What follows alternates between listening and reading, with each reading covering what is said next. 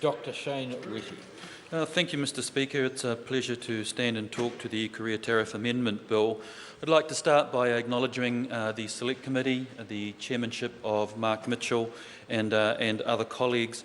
I'd also especially like to commend Labor for their support of this bill. I think this bill is better with the additions and support that has come from clearly very strong trade people, Member David Shearer, Member Phil Goff, and we had observers with Member David Parker as well. I'd like to commend them and thank them for their contributions to this. Indeed, there was sort of a bipartisan murmur of the sooner we do this, the sooner our exporters will benefit. I think that was a rule of thumb that was well applied. Mr Speaker, if I could crystallise some of the key points of this bill. New Zealand receives import tariff revenue of around about $4.2 million, and that's from Korea, where we import refined oil, cars, electronic equipment and machinery. Now, officials tell us that lower import costs on these factors of production will actually lower many New Zealand firms' costs and improve their international competitiveness. Consumers may also benefit directly from cheaper products. Now, on the other side of the equation, we actually pay export tariffs of $229 million. To Korea, we export industrial goods, forestry products, dairy, beef, lamb, kiwi fruit and squash. Now, on entry into force, we get immediate benefit. On entry into force, nearly 50% of New Zealand export tariffs will be eliminated immediately. That's export tariffs on $793.7 million New Zealand dollars, which will become duty-free. If we look at 5-yearly increments, there's roughly changes every 5 years, so immediately a 50% reduction in export tariffs. By year 5, that reduction is approximately 2/3. By year 10, it moves to 3/4, and by year 15, it's nearly a 100% reduction of export tariffs, which become duty-free. The obvious immediate benefactors from this agreement include the kiwi fruit industry. We had Zespri present to us, and they told us that they have $1.4 billion of sales worldwide, and that they're projecting to double the volume, particularly of gold kiwi fruit, in the next few years. Now, the South Korean market is well suited to New Zealand gold kiwi fruit because they appreciate quality, and they're actually prepared to pay for quality. And as has been mentioned, we have an incumbent competitor in Chile kiwi fruit. They actually have a tariff of close to 0%. We're paying close to 45%. So here's our immediate benefit to the kiwi fruit industry. Mr Speaker, I think we're paying a lot of attention, as we must, to the fiscal and economic benefits of the free trade agreement, but I'd like to focus on some of the indirect benefits that come to us as well. These are the strategic benefits of having good relationships with a significant regional country, which will also carry through to all our international dealings with South Korea. Now, if we have a look at some of those indirect benefits, a large part of them are relationship benefits, and let me talk to some of them. The indirect benefits from enhanced trade with Korea, as well as offering direct economic benefits, the free trade agreement advances a number of New Zealand's broader strategic interests. New Zealand and Korea are both members of the World Trade Organization.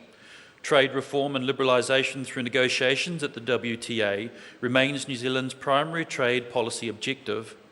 Entering into a comprehensive FTA with Korea, which has relatively high tariff barriers, particularly in agriculture, contributes towards New Zealand's wider goal of multilateral trade liberalisation. New Zealand and Korea also work together on trade and economic issues in a range of other... Order. Now, when I stand up, the member sits down. Thank you. The member is now reading something very directly. Is he quoting to the House? I didn't hear at the beginning whether he gave the source of the quote. I think it would be, if he is going to read out a report like that, he better give the source of the quote. Otherwise, it will look like it's just part of his speech, and then he would be reading it.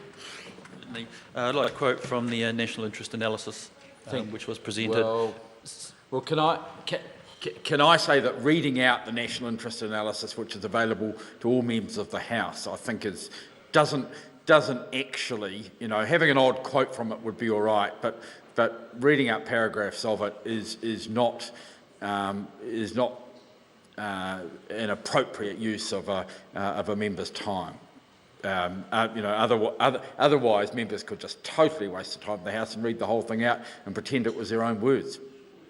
So Dr. Shane Retty. Thank you. I was anticipating 3 sentences, which I'd come into the last one, if I may. I'm The last sentence here is, a government-to-government agreement of this nature has further value beyond the rights and obligations negotiated under the FTA. And this was the point I was making, that there's a strategic benefit here, which is hard to give tangible dollar value to, on top of all the economic benefits that we're talking about. So I just wanted to comment on these indirect benefits. We received a few submissions on the amendment bill, having previously received 3,582 submissions on the FTA itself. Most of the submissions on this amendment were positive and supportive. One made the case that it wasn't a good bill because it would lower New Zealand's standard of living to that of Korea. We challenged that quite vigorously, and department officials reported back to us saying that was not correct, that roughly we have the same standard of living as South Korea, so we could put that to rest. I think, Mr. Speaker, there's many protections in this FTA, protections around sovereign authorities. I will take some issue with what Member Parker is saying. There's a disputes resolution to tribunals of 3 people, one who we select, one who the others select, and one who we agree on. There would seem to be some intrinsic fairness in that. And let's remember that we also, through an agreement like this, we also get reciprocal protection for our investors in South Korea. So against this background, Mr. Speaker, is New Zealand's strong history of fairness and success in any WTO disputes process that we've been involved with. I'd like to congratulate our negotiators on this body of work, and I'd like to commend this bill to the House. The Honourable Phil Goff.